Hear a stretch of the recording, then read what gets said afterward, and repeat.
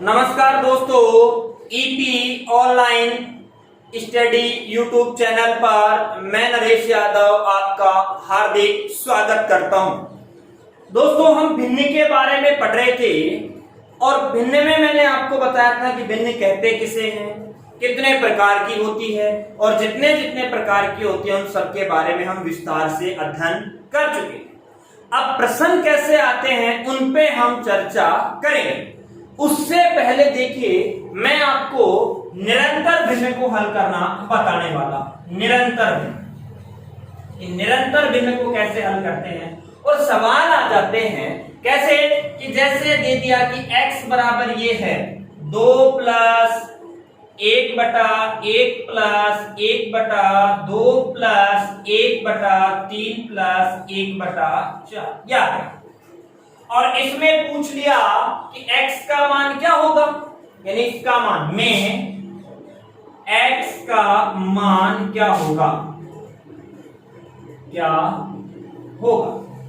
सवाल दे रखा है। या डायरेक्ट भी कह सकता है कि 2 प्लस 1 बटा 1 प्लस 1 बटा 2 प्लस 1 बटा 3 प्लस 1 बटा 4 का मान क्या होगा। तो ये भिन्न कौन सी हो गई आपकी, निरंतर भिन्न हो गई, या x भी दे सकता है, कुछ भी दे सकता है।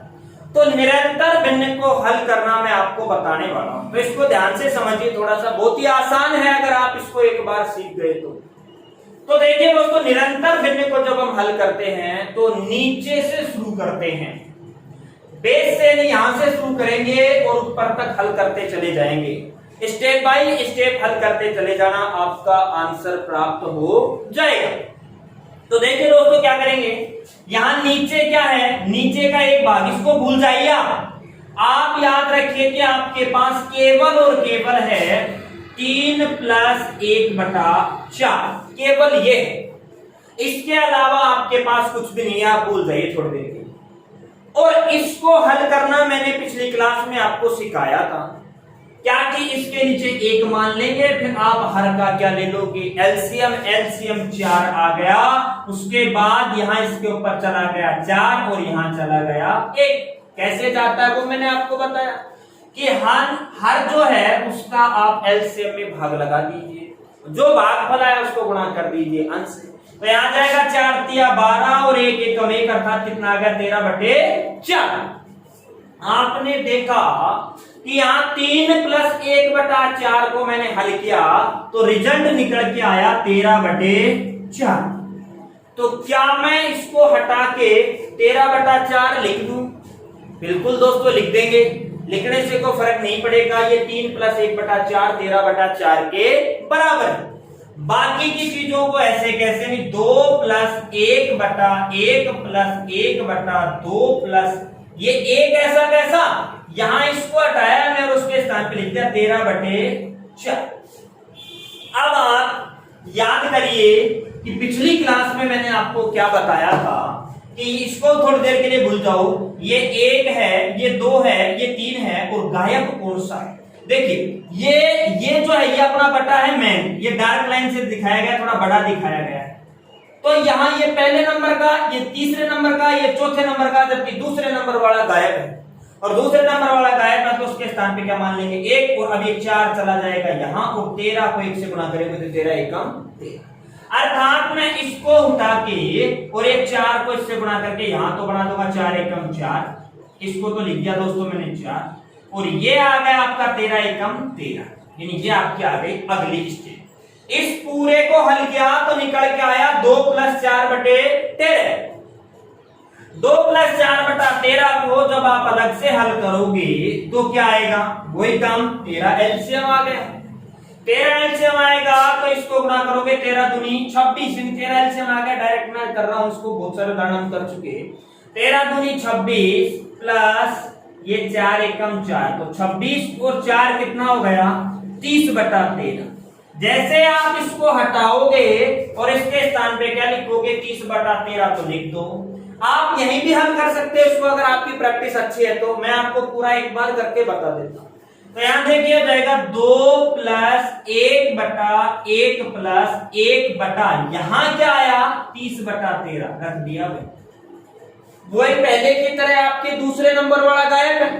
अब दूसरे नंबर वाला गायब है तो आप क्या करोगे, वही काम, इसको 13 से गुणा कर दोगे तो ये बढ़ गया 13 और ये हो गया आपका 30, ये लो साथ। अब निकल के आ गया आपका क्या, 1 प्लस 13 बटा 30। इसको भूल जाओ, इसको याद नहीं रखना है अभी।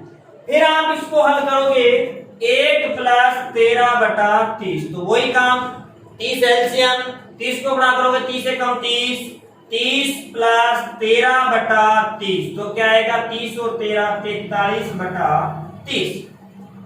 यहां आप रख दोगे 43 बटा 30, इसको हटा के तो नेक्स्ट स्टेप जो बनेगी वो बनेगी 2 प्लस 1 बटा 43 बटे 30।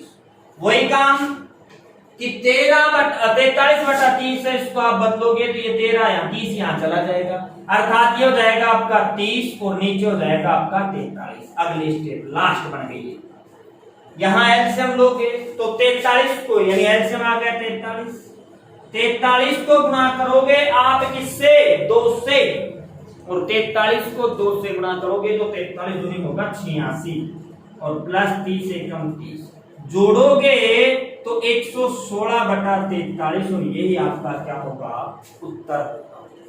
तो समझ में आ गई होगी बात कि ऐसे सवालों को हम कैसे हल करें। एक बार दोबारा समझिए कि ऐसे सवालों को हम नीचे से सोल्व करना शुरू करते हैं। सबसे पहले क्या किया हमने, 3 प्लस 1 बटा 4 को हल किया। 3 प्लस 1 बटा 4 को हल किया तो 4 दिया 12 और 1 13, 13 बटा 4 आया, जिसको हमने लिख दिया 4 बटे 13। कैसे लिख दिया वो मैंने आपको बताया था, एक नंबर गायब है, ऊपर चला जाएगा तो रहेगा 4 बटे 13। फिर आप इसको सोल्व करोगे तो यहाँ वही 13 दूनी 26, 26 और 4 30, 30 बटा 13, इसको फिर आपने लिख दिया 13 बटा 30। फिर इसको हल किया तो 30 से कम 30, 30 13 43, 43 बटा 30 यानी 30 बटा 43। फिर इसको हल किया तो आया आपका 116 बटा 43। ऐसा ही दोस्तों एक उदाहरण हम और लेते हैं, और वो उदाहरण है आपका अगला उदाहरण देखिए। अगला उदाहरण होगा आपका कि जैसे मैंने लिखा 5 प्लस 1 बटा 1 प्लस 3 बटा 5 प्लस 1 बटा 4 प्लस 2 बटे 5, या का मान क्या होगा, का मान का सरलीकृत मान क्या होगा, सरलीकृत मान क्या होगा, यानी इसको आप हल करोगे तो इसके स्थान पे क्या आएगा वो आपसे पूछ रहा है। क्या करेंगे, नीचे वाले को हल करेंगे। नीचे क्या है, 4 प्लस 2 बटा 5, तो इसको आप हल करो आराम से। देखिए 4 प्लस 2 बटे 5, यहां आ गया आपका 1, एलसीएम आ गया आपका 5, वही 5 और 20, 20 और 2 22, एलसीएम लेना मैंने आपको बता दिया। और बाकी बड़े संख्याओं का एलसीएम लेना मैं आपको जब एलसीएम एचसीएफ टॉपिक पढ़ाऊंगा तब आराम से एक एक चीज आपको बताऊंगा। तो यहाँ क्या आ गया, 5 और 20 प्लस 2 बटे 5, 20 और 2 22, 22 बटे 5। तो यहाँ क्या रख दोगे आप, 22 बटे 5। बाकी की चीज ऐसी कैसी, यानी 5 प्लस 1 बटा 1 प्लस 3 बटा 5 प्लस 1 बटा, यहां क्या रख दोगे 22 बटे 5। जैसा कि मैंने पिछले सवाल में भी आपको बताया था कि यहां से दूसरे नंबर वाला गायब है तो ये 5 चला जाएगा, यहां 22 रह जाएगा नीचे। जैसे ही 5 ऊपर जाएगा तो ये तो बढ़ जाएगा 5 एकम 5 और ये बन जाएगा आपका 22, यानी ये रिजल्ट निकल के आ गया 5 बटा 22। 5 बटा 22 निकल के आ गया तो फिर वही काम, अब आप भूल जाओ सबको, केवल याद रखो 5 प्लस 5 बटा 22। अब आप इस 5 प्लस 5 बटा 22 को हल करोगे तो वही काम, यहां एलसीएम आ गया 22, इसको गुणा करोगे 22 से, 22 बन जाए 110 प्लस यहां आ गया आपका 5। 110 को जब 110 में जब आप 5 जोड़ोगे तो आ जाएगा 115 और बटा 22। यहां आप इसको हटा दीजिए और हटा के नई संख्या जो आई वो लिख दीजिए 1 प्लस 1 बटा 3 बटा, इसको सोल्व किया तो आया 115 बटा 22। और वही काम जो आपने पिछले सवाल में किया था कि इस 22 को गुणा कर दीजिए इससे, और यहां नीचे 1 है उसको 1 से गुणा कर दीजिए 115। तो 22 को आप 3 से गुणा करोगे तो होता है 22 दिया 66, तो यानी यहां तो आ जाएगा आपका 66 और ये नई संख्या बन जाएगी आपकी 1 + 66/115। फिर दोस्तों हम इसको हल करेंगे 1 + 66/115 को, तो वही काम 115 आपका आ गया लघुत्तम। 115 को 1 से गुणा करोगे तो 115 × 115 और ये हो गया आपका 66। जोड़ दीजिए दोस्तों, जब आप जोड़ोगे तो ये हो जाएगा 6 और 5 11, 1 6 और 1 7 और 1 8 और ये ऐसा कैसा 181/115। यहां आप हटा दोगे और क्या लिख दोगे दोस्तों, यहां लिख दोगे 5 + 1/181/115। फिर वही काम कि 181/115 ये ऊपर चला जाएगा, ये ऊपर जाते ही ये बन जाएगा आपका 115 और नीचे रह जाएगा 181। अब आप इसको फिर हल करोगे, अंतिम स्टेप प्राप्त हो गई, अंतिम स्टेप प्राप्त हो गई। यहां एलसीएम आ गया आपका 181। 181 को गुणा करो क्योंकि इसके नीचे क्या है 1। 181 को जब आप 5 से गुणा करोगे तो 5 एकम 5, फिर उसके बाद ये हो जाएगा 8 पंजा 40, 4 बच गया और 5 एकम 5 और 4 9, यानी 905 + 115। 905 में जब आप 115 जोड़ोगे तो 5 और 5 10, 1 और 1 2, उसके बाद 9 और 1 10, यानी कितना आया 1020/181 और यही आपका क्या होगा उत्तर। देखिए दोस्तों, एक छोटी सी कैलकुलेशन है, इसको आप फटाफट परीक्षा में कर सकते हैं। मैंने आपको समझाने के लिए बहुत ही आराम से, बहुत ही धीरे धीरे इसको आपको मैंने समझा। अब देखिए, इस प्रकार के सवाल अगर आ जाएं तो आप ऐसे हल करके आओगे। अब यहां चाहे वो x लिख दे, 2x लिख दे, 5x लिख दे, कुछ भी लिख दे, उससे कोई खास फर्क पड़ने वाला नहीं। अगर मान लो वो यहां ये लिख देता, इसी सवाल की मैं चर्चा कर रहा हूं, अगर वो यहां से लिख देता कि 2x बराबर है 5 प्लस, यहां क्या लिख दिया उसने कि 2x बराबर है 5 + 1/1 + 3/5 + 1/4 + 2/5, तो हो तो x का मान यहां लिख देगा, वो चेंज कर देगा, हो तो x का मान क्या होगा, x का मान क्या होगा, ये लिख दिया उसने। तो यहां देखिए दोस्तों, x का मान क्या होगा, तो ये 2x का मान निकल के आया सामने, यानी 2x का मान क्या निकल के आया दोस्तों, 2x का मान निकल के आया 1020/181। भाई यहां 2x हो, 5x हो, 8x हो, कोई फर्क नहीं पड़ने वाला है। तो यहां से 2x का मान निकल के आया ये, तो x का मान निकाल लेंगे, अर्थात इसमें भाग लगा देंगे, भाग लगाएंगे तो 2 पंजा 10 और 2 एकम 2, यानी 510/181। ये क्या होगा आपका आंसर होगा। तो देखिए, कुछ भी दे दे, कैसा भी दे दे, वो आपको पता होना चाहिए। इसी सवाल को मैंने थोड़ा सा चेंज किया था तो रिजल्ट क्या आया ये, और अगर सवाल ऐसा ही देता है सीधा तो उसका उत्तर आ जाएगा 1020/181। उसके बाद दोस्तों, ये निरंतर भिन्न से आगे, अब निरंतर भिन्न में कैसे भी सवाल आ जाए, आई होप आप इसको अच्छे से करिए। अब हम इसी में बात करते हैं, ये थी टाइप नंबर 1। अब हम बात करेंगे टाइप नंबर 2 की। और टाइप नंबर 2 में क्या होगा दोस्तों, टाइप नंबर जो 2 में हम पढ़ने जा रहे हैं, वो पढ़ने जा रहे हैं आरोही और अवरोही क्रम, आरोही व अवरोही क्रम। यहां से भी दोस्तों सवाल आ जाते हैं कि निम्न में से कौन सी भिन्न सबसे बड़ी और कौन सी भिन्न सबसे छोटी। तो आरोही, आरोही का मतलब नाम से देखो आरोही। अब आप यहां कंफ्यूजन रहता है बहुत ज्यादा कि साहब कौन सी आरोही कौन सी अवरोही, तो उसको देखिए मैं आपको बताऊंगा। पहले यहां देखिए आरोही का मतलब क्या।